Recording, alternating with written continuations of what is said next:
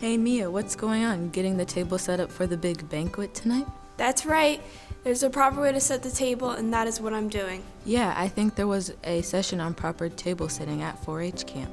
Yep, that's where I learned it. I've also had some experience setting up some 4-H awards banquets and community events with special guests, like we're having tonight. Well, hey, I'd like to help. Can you maybe give me some pointers? Sure, we can always use to help. For starters, I like to follow the steps that I learned using the forks method. Oh, okay. Are we going to be using more than just forks, right? Of course, we're just saying forks as it helps to remember. We'll start with the main plate, the one that we'll be eating from, centered in front of the seat. Then we'll add a bread plate, just off to the top left of the main plate. Then we'll add our water or beverage glass, just off the top right of the plate. Then we'll add our fork to the left of the dinner plate. See how it lines up with the bread plate and just off the left curve of the main plate? Yes, looking sharp. Next, on the right side of the plate, we'll add our knife. Be sure to place the blade edge of the knife facing the plate, and then our spoon next to the knife. See how those two line up just to the right of the beverage glass? Don't you put the napkin somewhere? On the side or something? Actually, we fold the napkin and place it across the center of the plate. Okay, now I can see it. And the forks come from... Well, we have our F with the fork on the left, and then our plate makes our O. We use the R for the right side of our plate to remember that we set our K, or knife, just off to the right of our plate, and our S to set our spoon just to the right of our knife. And there's our forks in action. Hey, cool, that sure helps to remember where to place and arrange everything. It's one way to help this all stick in my head. And you can vary it a little, like the napkin can go to the left of the fork. Or if the dinner will include a salad, you can add a salad fork just to the left of the dinner fork. You just want to be sure you only use flatware that's needed for the foods being served. Yeah, I've been to events where they have confusing flatware, and come to find out you never even use it. What if you have placemats? Same settings, but you'd have the placemat centered underneath the main plate. Okay, I think I've got it. Hey, but what if you have a centerpiece? The centerpiece should coordinate with the season or theme of your event. The rule of thumb is that the centerpiece be no taller than 12 inches, as any taller piece would block your view of the others.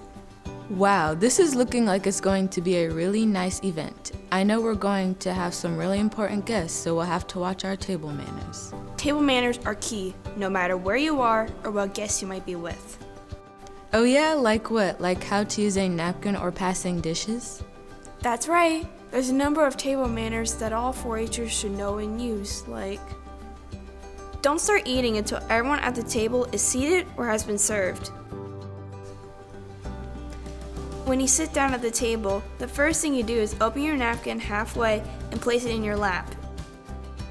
When multiple flatware is the same item at your plate setting, always start using the items that are farthest from your plate. What about passing a dish from one side or other? I always get that confused. Pass all serving dishes to the right and put your hand under the bowl so that your thumb or fingers are not touching the food. When you pass a dish that has a handle, turn the handle so that the person you are passing it to can take hold of the handle. Only take the amount of food you will eat and be sure that there is enough food for everyone at the table. If you need an item, ask for it to be passed to you. Don't reach across someone's plate. And always pass the salt and pepper shakers together. When seated at the table, you need to sit up straight with a slight lean towards the table, especially when eating.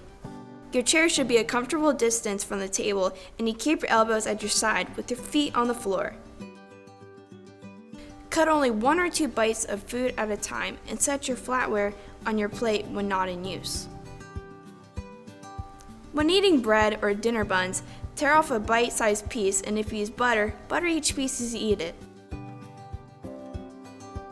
If you leave the table during the meal, place your napkin in the seat of your chair. If you drop your napkin on the floor, either ask for another napkin or excuse yourself to get another napkin. When eating foods like sandwiches, cookies, celery, french fries, and fried chicken, you can use your fingers. There's a proper and improper way to hold flatware. You don't want to hold your fork or spoon like it's a shovel. When you're finished eating, set your flatware on your plate. When done eating, place your napkin on the table to the left side of your plate. What about leaving the table? I've seen people sometimes get up and walk away. Good question. You should always quietly excuse yourself to others seated at the table. If you leave your seat, you should do this from the left side.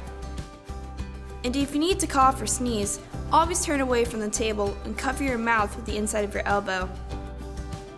If you need to blow your nose, excuse yourself from the table. Bottom line, you don't ever use your napkin to blow your nose, and if you burp, cover your mouth and then say excuse me. You need to close your mouth while eating, and don't slurp, smack your lips, or make annoying sounds while at the table. Yes, those are important manners to remember, but you left something out. I did? Cell phones do not belong at the table. If you have to have it with you, put it on silence and keep it in your pocket or purse. If you get a really important call, excuse yourself and step away from the table to take the call. Oh, good catch! Here's another. During or after the meal, be sure to show your appreciation to the cook or host by thanking them. It's also polite to mention something specific about the meal that you enjoyed. Easy enough, I think I can do that. And also follow all the good manner tips that you gave. That's the plan. As 4-Hers, we always want to put our best foot forward. So now that we know all about proper table manners and place setting, let's finish setting up for the 4-H banquet.